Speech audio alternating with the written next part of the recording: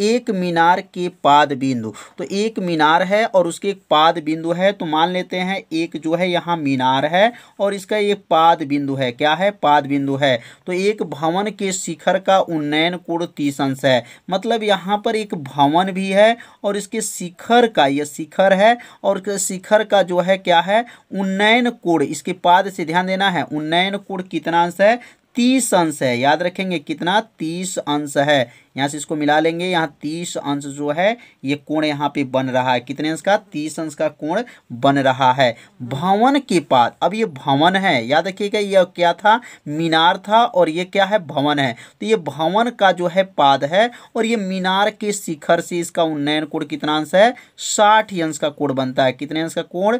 60 अंश का कोण बनता है। तो भवन की ऊंचाई ज्ञात कीजिए। भवन की जो है ऊंचाई की गणना करना है और यहाँ पर जो है ये क्या दिया गया? भवन की ऊंचाई ज्ञात करना है। यदि मीनार की ऊंचाई कितना है? 50 मीटर है, तो ये जो है मीनार की ऊंचाई टोटल जो है 50 मीटर इसमें दे दिया गया है कि यह जो मीनार है वो 50 मीटर का है। 50 मीटर, याद रखेंगे कितना मीटर का? 50 मीटर का है। और यह जो है भवन है और ये भवन की ऊंचाई क्या है? तो मान लेंगे भवन की ऊंचाई जो है एच है। अब यहाँ पे एक त्रिभुज लिख लेंगे, यहाँ पर ए हो गया और ये बी हो गया और ये सी हो गया और ये डी हो गया। तो यहाँ से जो पाद बिंदु है, दोनों का पाद बिंदु के बीच की दूरी नहीं दिया गया है, तो इस पाद बिंदु के बीच की दूरी को हमने क्या मान लेते हैं? यक्स मान लेते हैं। मतलब यह जो है भवन है, मीनार है और यह क्या है? भवन है। दोनों के बीच की दूरी को क्या माने हैं? यक्स माने हैं। और जो यह जो भवन है उसकी ऊंचाई क्या माना गया है? एच माना गया है। तो ये चित्र आपसे विद्यार्थी अच्छे से समझ लिए होंगे कि यह जो बिंदु है यह किसका बिंदु है? तो यह मीनार के जो है पाद बिंदु है। इसके शिखर का 30 अंश का उन्नयन कोण बनता है और यहाँ से इसके जो शिखर से इसके पाद से जो है 60 अंश का कोण बनता है। तो यहाँ लिखेंगे माना भवन की जो ऊंचाई है वह यच है। माना क्या लिखेंगे? भवन, और भवन की ऊंचाई जो है क्या है? माना भवन की ऊंचाई यच है। भवन की ऊंचाई क्या है? यच है, यच है।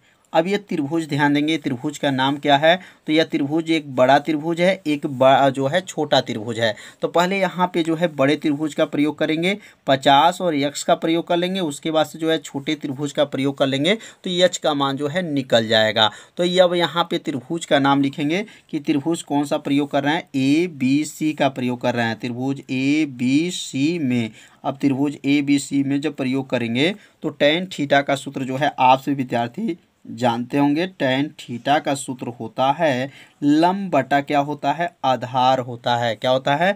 लंब बटा जो है आधार। यह सूत्र जो है किसका सूत्र है? tan का सूत्र है। अब यहाँ थीटा जो है बड़े त्रिभुज में ध्यान दीजिए, थीटा का मान क्या है? 60 अंश कोण बना है।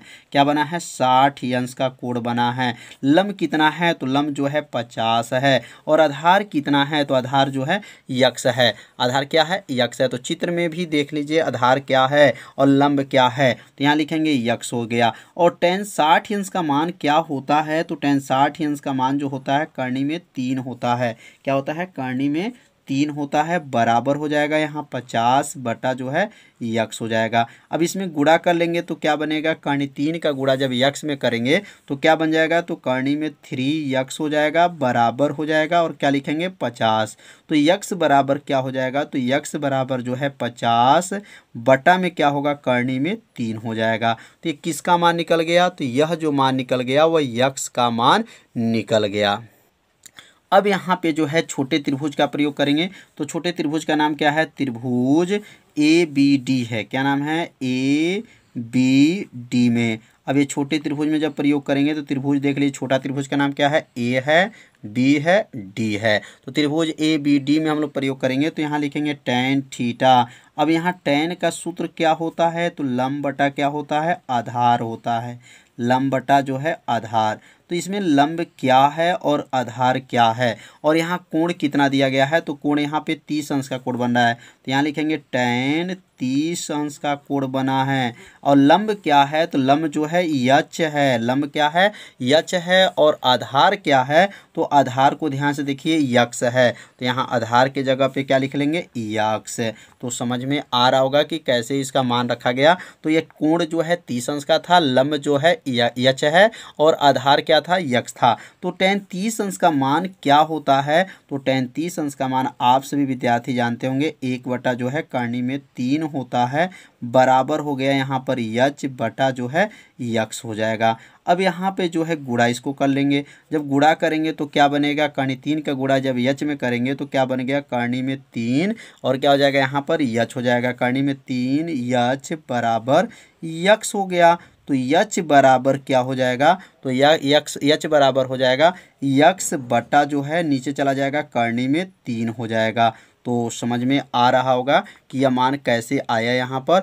अब यहाँ यक्स का मान जो निकला हुआ है 50 बटा जो है यह करनी में 3 जो है यहाँ पे रख लेंगे, किसके स्थान पे, यक्स के स्थान पे रख लेंगे। तो यहाँ लिख लेंगे यक्स का मान रखने पर, किसका मान, यक्स का मान जो निकला है वो मान को रख लेंगे। तो यक्स का मान यहाँ पे लिखेंगे रखने पर। अब यक्स का मान यहाँ पे रखेंगे तो क्या बनेगा, यच बराबर होगा और यक्स की जगह क्या होगा 50 बटा जो है करनी में 3 है, किसका मान था, यक्स का मान था 50 बटा करनी में 3। जो यहाँ दिखाई दे रहा है यक्स व 50 बटा करनी 3 दिखाई दे रहा होगा।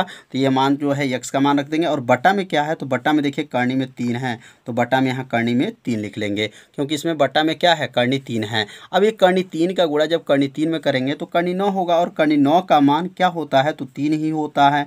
तो 50 बटा जो है करनी 3 और करनी 3 को मिलाएंगे तो क्या बन जाएगा, 3 हो जाएगा। अब 3 से जब भाग करेंगे तो क्या हो जाएगा, 16 तियाँ 48, कितने बार में गया, 16 बार में गया, 16 तियाँ 48, शेष पर क्या ना आया, 2 आ गया, बटा क्या हो जाएगा 3 हो जाएगा और मीटर हो जाएगा। तो इसका आंसर क्या हो जाएगा, 16 सही 2/3 मीटर आ जाएगा। इसका मान किसका, यह भवन की जो ऊंचाई होगा वह कितना होगा, 16 सही 2/3 मीटर हो जाएगा। तो यहाँ पे दो त्रिभुज था, एक बड़ा त्रिभुज था और एक छोटा त्रिभुज था, दोनों त्रिभुज को बारी बारी प्रयोग किया गया है तो जा करके मीनार की जो भवन की ऊंचाई जो है निकल गया है। तो आप सभी विद्यार्थी समझ लिए होंगे कैसे इसको लगाया गया। यदि आपको समझ में नहीं आया होगा तो वीडियो को एक बार और देखिएगा जिससे आपको अच्छे से समझ में आ जाएगा।